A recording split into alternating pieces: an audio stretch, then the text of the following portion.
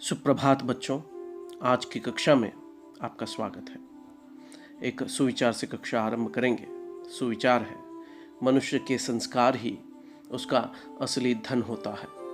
इंसान को लगता है कि रुपये, पैसे, सोना, चांदी, हीरे, जवाहरात ही असली धन होते हैं, इसलिए वह अपनी ज़िंदगी में हद से ज़्यादा धन कमाने की लालसा रखता है।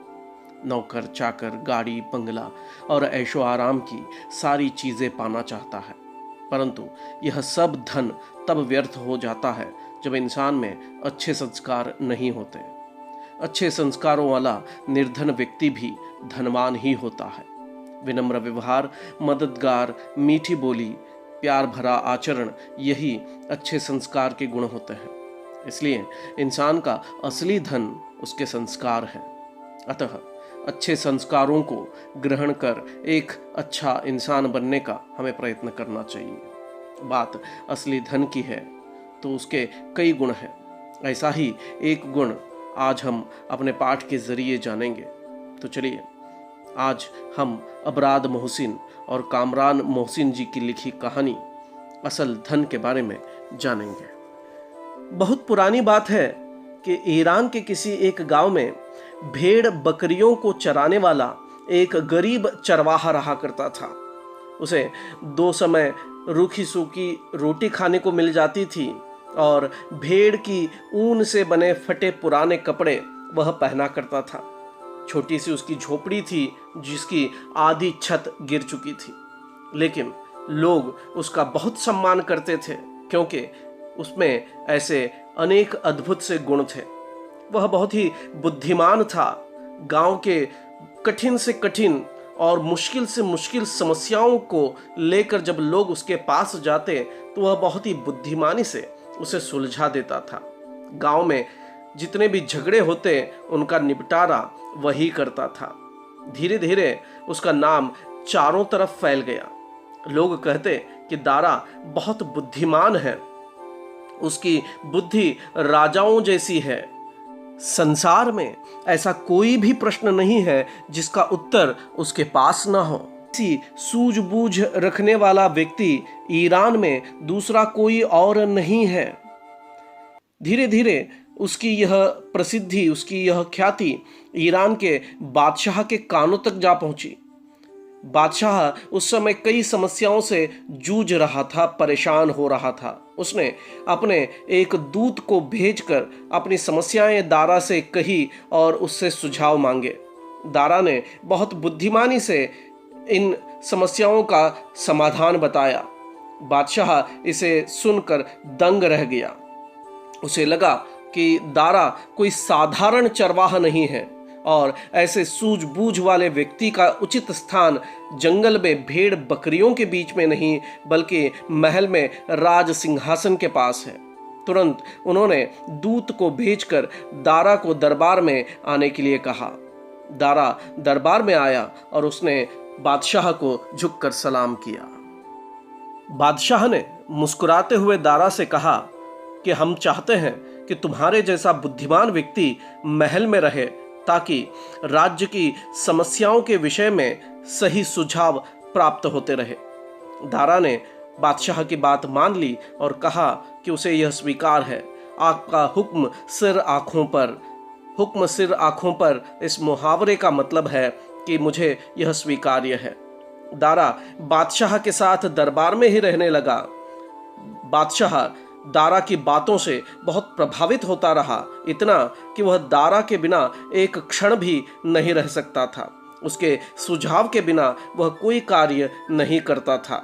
वह हर समय उसे अपने साथ रखता और दरबार में सिंहासन के पास ही उसे बिठाया करता था।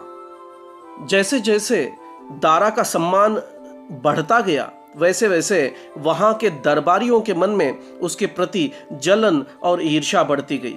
वे आपस में बातें करने लगे और कहने लगे कि यह चरवाहा सिंहासन के पास बैठता है। बादशाह ने उसे नाहक मुंह चढ़ा रखा है। जब से यह दरबार में आया है, बादशाह हमें पूछता तक नहीं है। हमें उसमें कोई भी विशेष गुण दिखाई नहीं देता है। दरबारी दारा के खिलाफ बादशाह के कान भरने लगे, लेकिन बादशाह कान का कच्चा नहीं था, इसलिए उसने दरबारियों को डांट दिया और डांटते हुए कहा कि वे सब दारा से जलते हैं। ये बात उसे अच्छी तरह से पता है। ऐसा करने से बेहतर होता कि वे दारा जैसे अच्छे गुण अपने अंदर पैदा करते, क्योंकि अच्छा बनना बहुत कठिन काम होता है और अच्छे लोगों में कीड़े निकालना अर्थात दोष ढूंढना बहुत ही आसान काम होता है। और इसलिए बादशाह कहता है कि वह उनकी एक भी बात नहीं सुनेगा, क्योंकि वे सारे लोग झूठे और दुष्ट हैं। बादशाह के मन में दारा के लिए स्नेह और सम्मान दिन ब दिन बढ़ता ही गया। बादशाह ने उसे बहुत सारा धन भी दिया। एक दिन बादशाह ने उसे अपने पास बुलाया और कहा कि मैं नहीं चाहता कि मैं तुम्हें अपने से दूर करूं, लेकिन मेरी मजबूरी है, इसलिए आज मैं तुम्हें अपने से दूर कर रहा हूं। बादशाह की बात सुनकर दारा को धक्का सा लगा। उसने दुख और आश्चर्य से पूछा कि उसका दोष क्या है जो उसे दूर किया जा रहा है। इस पर मुस्कुराते हुए बादशाह ने कहा कि उसका कोई दोष नहीं है, बल्कि वह दारा को उत्तरी ईरान के एक प्रांत का गवर्नर बनाकर भेज रहा है, क्योंकि वहां का शासन बिगड़ चुका है। सरकारी अधिकारी और कर्मचारी भ्रष्ट हो चुके हैं, यानी कि करप्ट हो चुके हैं। चारों तरफ अराजकता फैली हुई है, यानी कि करप्शन फैला हुआ है। सब लोग मनमानी कर रहे हैं, जान और माल सुरक्षित नहीं है। चारों तरफ अन्याय अंधकार मचा हुआ है। वहां दारा जैसे बुद्धिमान, ईमानदार और समझदार शासक की बहुत आवश्यकता है। बादशाह को विश्वास है कि दारा के जाने से वहां के हालात ठीक हो जाएंगे। इस तरह दारा उत्तरी प्रांत की तरफ गवर्नर बनकर चल पड़ा। उसके वहां पहुंचते ही वहां के हालात सुधरने लगे। वह खुद हर जगह पर जाता और लोगों से उनके दुख दर्द और समस्याएं पूछता। वह नगर नगर में जाकर दरबार लगाता और दोषियों को सजाएं देकर लोगों को न्याय दिलाता।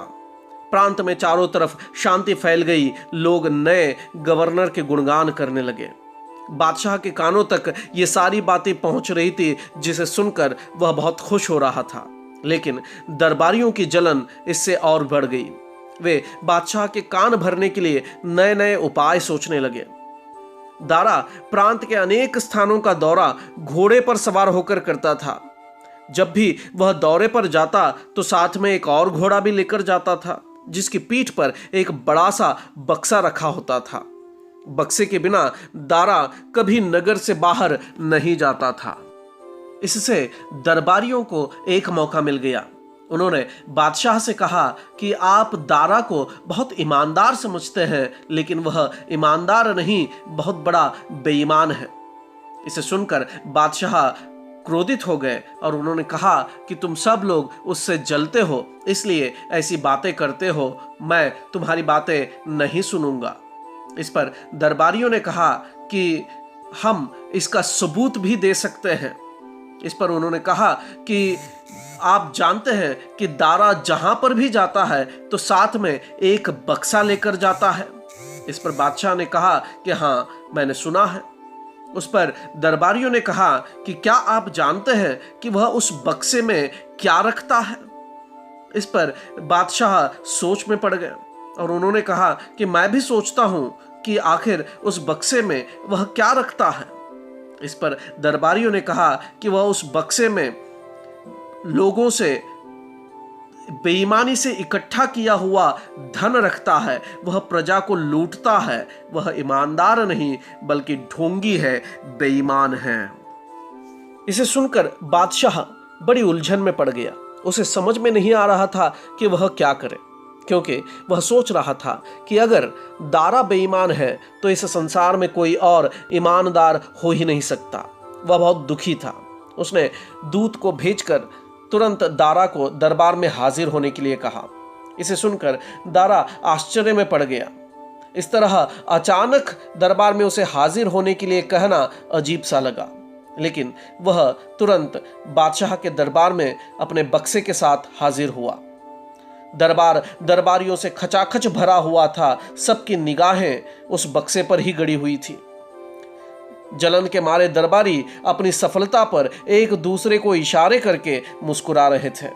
दारा ने विनम्रता से कहा कि ए ईरान के बादशाह, मैं हाजिर हूं, मेरे लिए क्या हुक्म है। इस पर बादशाह ने कहा कि दारा, हमने तुम पर भरोसा किया, तुम्हें मान सम्मान दिया और गवर्नर बनाकर भेजा, लेकिन तुमने हमें निराश कर दिया है।